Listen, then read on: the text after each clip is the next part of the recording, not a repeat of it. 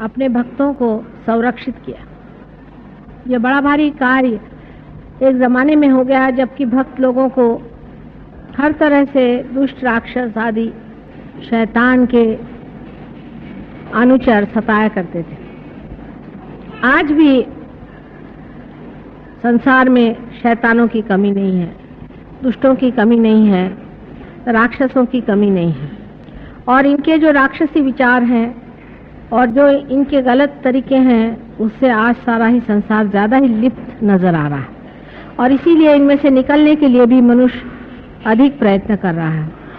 इस नवरात्रि में न जाने कितने ही लोगों का रियलाइजेशन हुआ है और बहुत से लोगों ने इस आत्म ज्ञान को पाते वक्त अपने अंदर की जो कुछ भी तकलीफें थी जो कि इन राक्षसी आक्रमण की वजह से आ गई थी उनसे भी छुटकारा पाया। लेकिन सबसे बड़ी बात यह है कि सहयोग में आप स्वयं भी जागरूक हो गए। इतने लोगों का जागरूक होना कभी भी संभव हो सकता है ऐसे मैं भी नहीं सोचती थी और इतने थोड़े समय में इतने लोग जागरूक हो गए। ये बहुत बड़ी एक हम लोगों ने मंजिल पाई हुई है। इस मंजिल से अब जब देखते हैं तो ऐसा लगता है कि बहुत जल्दी इस साल भर के अंदर ही बहुत कुछ काम आप सभी लोग कर सकते हैं।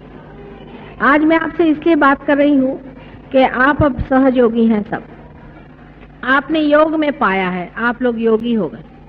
आप लोग अब योगी हैं, आप ऑर्डिनरी लोग नहीं हैं, सर्वसाधारण लोग नहीं हैं, आप योग में आ गए।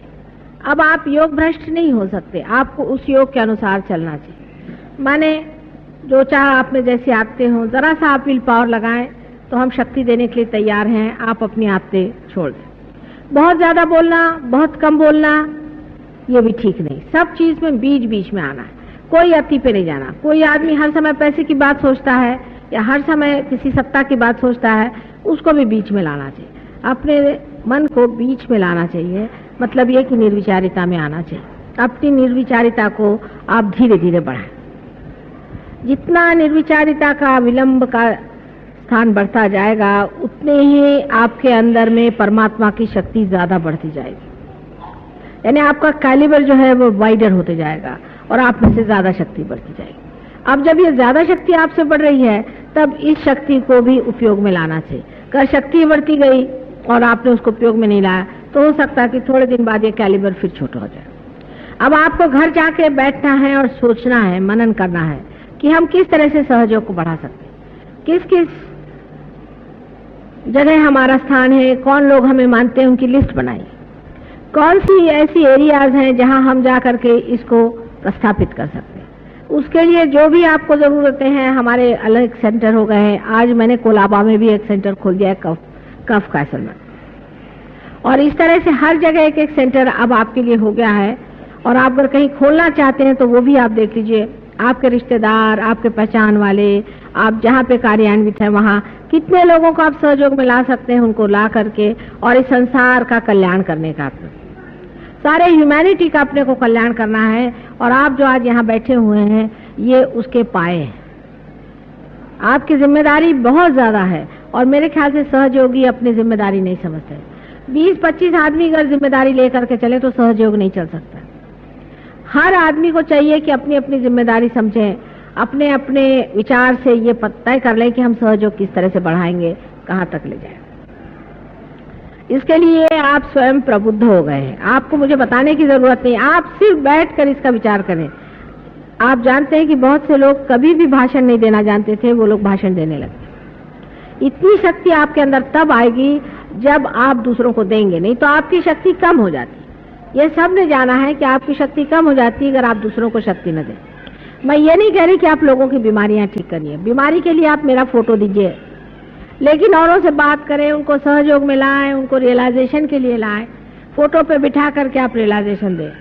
आप जरूरी नहीं कि आप फोटो से हट कर रियलाइजेशन दें, जहां तक हो सके फोटो का इस्तेमाल करें जिससे आप पूरी तरह से संरक्षित रहें, जिससे आपको कोई तकलीफ न हो, कोई आपके अंदर ईगो ना आ जाए, कोई गलत चीज ना हो जाए, आपकी निर्मलता बनी रहे। लेकिन कितने लोगों को सहयोग में लाना है ये बहुत जरूरी है। जितने आप ज्यादा सहयोगों को अंदर लाइएगा उतना ही आपका भी सहयोग बलवत्तर होगा।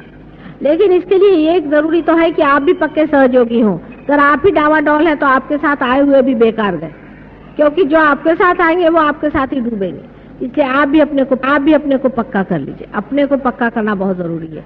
अपनी जहाँ कम्युनिटी है, अपने जहाँ लोग हैं, बहुत कुछ हो सकता है। अगर आप बैठे कि हमारा ये संघ है, हमारा ये समाज है, ये यहाँ पर हम इसके मेंबर हैं, हम उसके मेंबर हैं, या किसी के आप मेंबर हो जाइए जहाँ ऐसे ऐसे समाज है और उनसे आप बातचीत करें, क्योंकि हमको सारे संसार को बदलना है। बहुत बड़ा काम। दिखने में हम सर्वसाधारण लोग हैं, पर हमारे ही हाथ से अगर ये काम करना है तो हम सबको एकत्रित होना है, एकजुट से रहना चाहिए और इस पे पूरी तरह से एकाग्र होना चाहिए।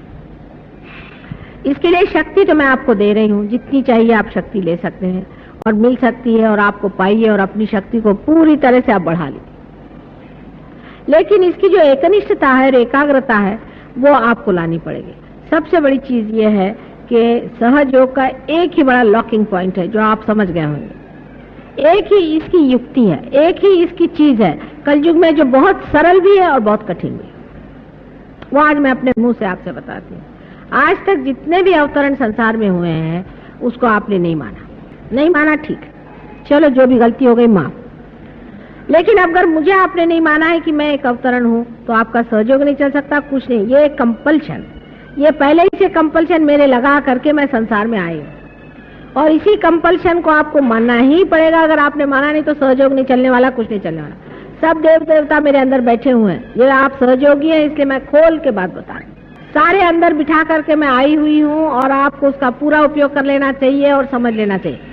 अगर आप में वो एकनिष्ठता नहीं रहेगी तो सहयोग भी नहीं चलने वाले और आप भी नहीं चलने वाले और सारा संसार भी डूबने वाला।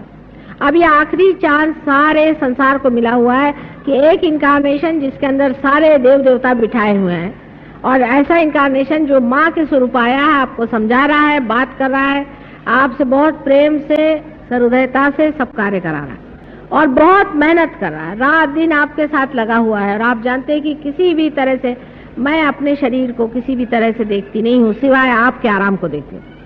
लेकिन आपके अंदर ऐसे बहुत से लोग हैं जो अभी भी अधमरे हैं।